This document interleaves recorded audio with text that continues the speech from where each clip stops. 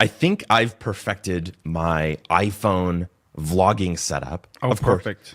Of course, for me, my form of vlogging is a little bit different than the traditional form of vlogging, but I still think that there's some things to be learned about the gear setup here, right? So I've made the case before that I think that the iPhone is one of the #1 vlogging cameras out there, right? Probably rivaled by the DJI Osmo, first and foremost. I've also made the case that the future of competition between the DJI Osmo and other cameras in the space is going to be on the iPhone. I have used my iPhone for the entire life of my vlog channel on coverage. And I have gone back and forth. In the very beginning, I was using it because it was the only like high quality video camera I had anymore. Back in the day, I got rid of a lot of my video cameras and I started using one. I was like, oh, this is really good. What year was that? That would have been 2023. Yeah. And I pulled, it might be 2024. I pulled out my iPhone 14 at the time and was using my iPhone 14 Pro with the 3 lenses on there. It was very good. It did a great job. It was like one of the kind of purple regular size iPhone 14 Pros. I throw it on Joby GorillaPod and Fun record fact, myself. that's what I use right now still. iPhone 14 Pro? Mm-hmm. It's a great camera. I mean, I'm telling you, like, I didn't even second guess using it as a video camera. The only thing that it was limited for me was the audio. I had to be close to the audio. So, in fact, one of my early videos, I hopped on the bus and I was just recording myself on the bus and sat down on my former college's campus and just recorded with my camera next to me. And that was the first video that blew up for me, right? Blew up. I mean, it was like a few thousand views, but it was a big deal for a brand new channel. Then that spring, I decided Apple released the year before the iPhone 15 Pro. And it was a big deal for video for a couple of reasons. The first one was that they had improved the zoom lens on the iPhone. They had gone from 3x to 5x. Now, some people didn't like the fact that they got a little bit more reach. But for me, as someone who has a background in videography, I actually loved the ability to change lenses that was that drastic on my thing. And you'll notice if you watch my channel, a trademark form of my channel is to shoot from really far away and get a lot of zoom. I was just playing with my iPhone's camera, basically. And that's the reason I do that. Of course, I also needed a mic to make that work as well. But the other reason, the most important reason I got it, was that they added a couple of major features on the iPhone 15 Pro, one of which will explain the setup that I have right now, and the other one will explain kind of why I still shoot with iPhone rather than aiming for other cameras.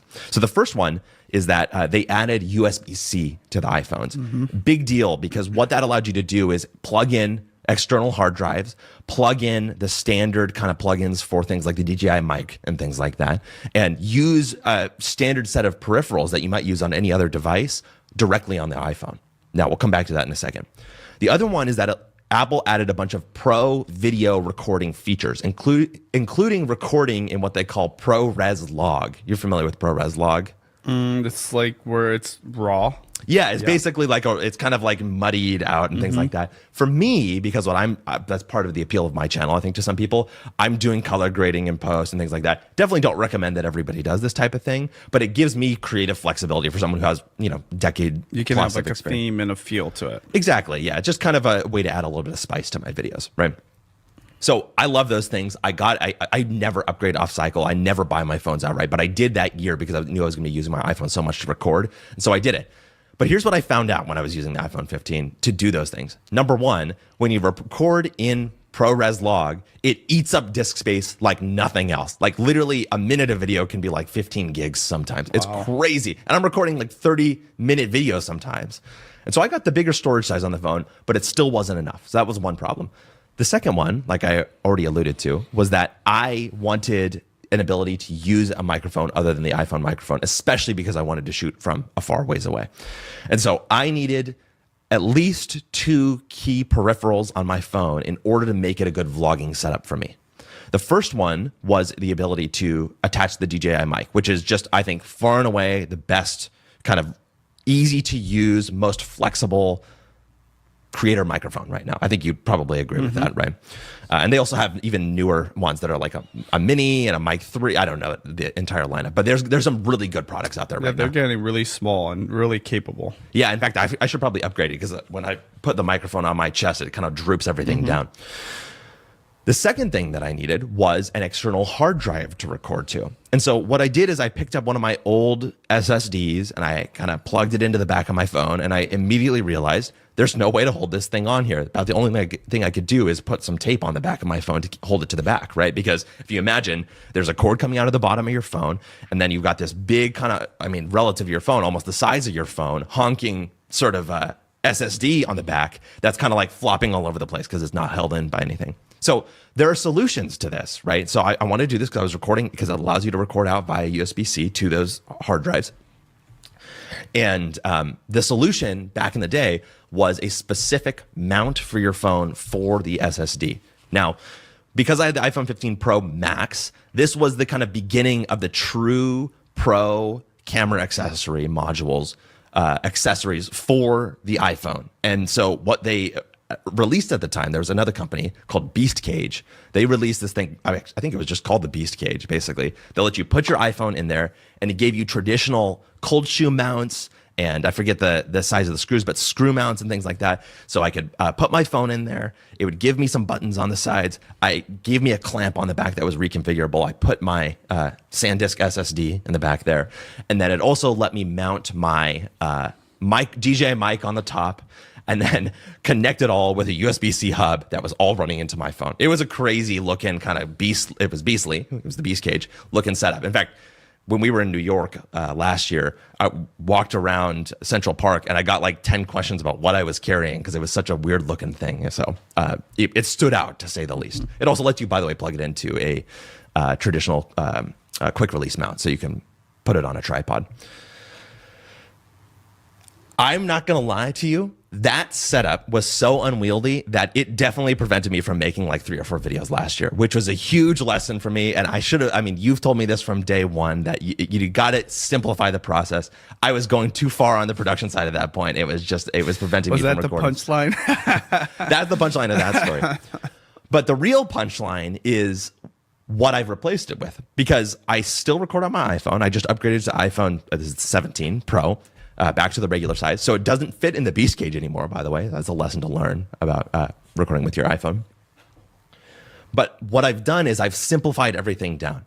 I just use a Joby GorillaPod with their phone clamp. It's a decent phone clamp. I like how hefty it is. It does the job. It feels very Casey Neistat-like when I'm vlogging, because I'm holding that Joby. I then got the key piece, which I think was missing at the time, which is the thing I want to talk about today, that gave me the unlock to use my iPhone casually as a vlogger, which is the Lexar 1 terabyte Professional Go USB 3.2 Gen 2 portable SSD with hub. Crazy sounding name. Basically what it is it's a tiny little SSD that's about the size of the bottom quarter of your phone, and it's the exact width of the bottom of your phone. And there's no cords out of it. It just has a little, if you imagine like the little USB-C plug on the end, it just sticks straight out of it, and you can just plug it right into the bottom of your phone. It's a dream, because all I do is I throw it in there and I start recording and I'm good to go. Does it act as a battery too? You can plug things into it, but it does not act as a battery. But that's crucial, because what it does is also has a hub, and it lets you plug it into that hub. And then what you can do is you can plug in the DJI Mic on the top. And so for me, I can quickly configure my phone for whatever the setup is that I need at that moment in time. And I have 3 or 4 different setups that I commonly use depending on the shot that I'm getting, basically. So it's still complicated, but for me on my channel, it has vastly simplified the process. And it actually is literally, I'm not joking, led to me uploading more this month than I think I have in the past like 6 or 7. So for me, simplifying it down, you're right, is the true punchline. But the Lexar Professional USB-C hub thing that they have is a very good product overall. It's super simple to use, and they've definitely thought about creators and the design of that product overall. Yeah. It's funny you bring up the complexity stops you from creating. I've had people even judge my type of content and called it quote unquote cute. Okay. Interesting. Yeah, just because it's very amateur compared to high production. And I sent this person a video that's actually in their niche, right? It was on my channel, but competes with their niche or the people they're trying to reach. And It's got like 160,000 views now, more than this person's channel average, whatever. And I said, hey, quote unquote, cute works sometimes, right? And this is like a year and a half after this video came out. And I remember that's he called it cute. And the point I was trying to make is in the midst of trying to be professional, high production, have the crispy quality content, sometimes you lack the reps needed to get to the thing that we're all trying to do, whether it's amateur hour on my side as a vlogger or high production professional on the other side, which is we're trying to reach people and get views. That's why the iPhone 17 Pro is really groundbreaking, because Judy's camera actually broke completely. Well, really? Like, it's like going black. You can't even see the LCD screen. Wow. And it's the same week as her new purchase, the iPhone 17 Pro. And she says, I could do everything with this thing. Really? No accessories, no hubs, no batteries, no hard drives, no cages, no nothing. Okay. So it's a note to you and any other creators that when somebody like her who needs it to be super simple, this is why, think about this, how old school it is to still use a consumer camera, a actual like Canon point and shoot G7X. You would almost think like, oh, that's super old, but it was reliable, simple. In fact, you know what Casey did to the production side, he probably also did to the gear side. How many people holding those Joby setups in 2015 are even using that? Judy is literally using the exact camera she's using, right? When I say exact model camera that she was using 10 years ago, because when she settles on something, it means it's simple enough to be sustainable and not overthinking and create content, hence the daily vlogging. So I believe right now, to your credit, we're on the cusp of the newest thing. So the Osmo took over the last 4 years. Yeah. The iPhone 17 Pro, I think, will take on the next things. And her only complaint last night was, how do I balance this on a Coke bottle? She did a vlog the other day where she had her Canon G7X on a Topo Chico bottle or something like that. And it was like in our hotel room. It was being balanced like that. And the iPhone, she goes, I wonder how. I was like, no, you're going to have to get a stand. But even a stand, you'd have to have something bigger than that. It's just because the camera had a flat surface on the bottom, flat enough that you could just set it if it's just balanced, right? So it's definitely, I think, the Osmo killer in a lot of ways, because the Osmo still, compared to a phone, it's a little cumbersome. Yeah. And I do believe a little bit of the whole Casey Neistat challenge happened, which is like, it's cool, it's got the tripod and everything, but if you're not really committed as a creator, you might not use it very often. It just like stays on the shelf, never been charged again, and never use it. And then guess what you use? Your phone, right? But now the phone is so good, the iPhone 17 Pro, you don't need to buy the Osmo anymore. So the people that will use the Osmo will be more like me, like enthusiasts that love all those other functions. And even with the cumbersome nature of like putting it in my fanny pack and having to charge two different things and bring all different pieces, it's worth it for me. But when the average person, and that's what's funny, Judy's not an average creator, but she is the average person in terms of like convenience. The iPhone 17 Pro is all you need. And we've been using just in the weekend, and we can see it in both in the recording, in the actual final footage, and all the different functions within the phone that don't require all the bells and whistles. Yeah, I mean, I'll say I recorded my first video fully with the iPhone 17 Pro, and it is beautiful to shoot in. Like, you can get amazing shots with almost no effort. And I mean, obviously, I like just walk you through my crazy setup, so I'm putting some level of effort into it.